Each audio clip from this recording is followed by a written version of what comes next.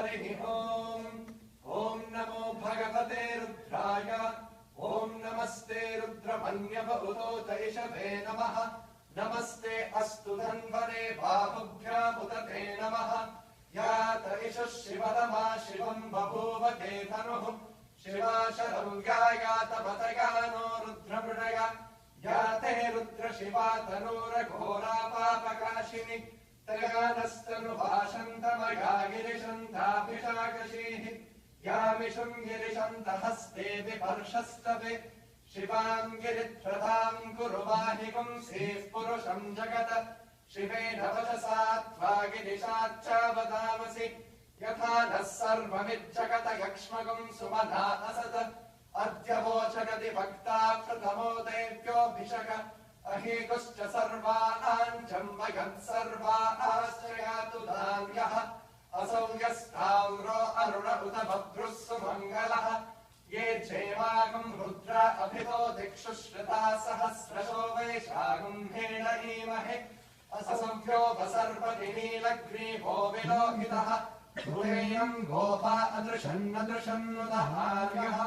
उदैरम् विश्वा भूतानि सदृष्टो मृणयातिनः नमो अस्तु नीलग्रीवाय सहस्राक्षाय मीनुषे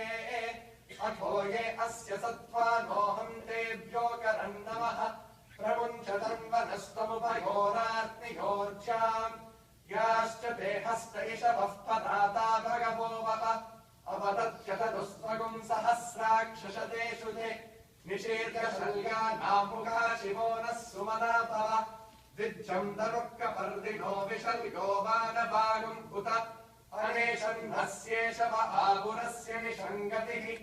या ते हेतिर्मीनुष्टवहस्ते बभूव ते धनुः तयास्मान् विश्वतस्तमयक्ष्मया परिभुज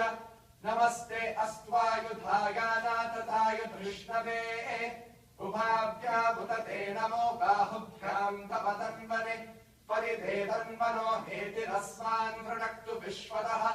अथो य इषुतिस्तवारे अस्मन्निदेहितम् नमस्ते अस्तु भगवन् विश्वेश्वराय महादेवाय त्र्यम्बकाय त्रिपुरान्तकाय त्रिकाग्निकालाय कालाग्निरुद्राय नीलकण्ठाय मृत्युञ्जयाय सर्वेश्वराय सदाशिवाय श्रीमन्महादेवाय नमः। ॐ शान्ति शान्ति शान्तिः।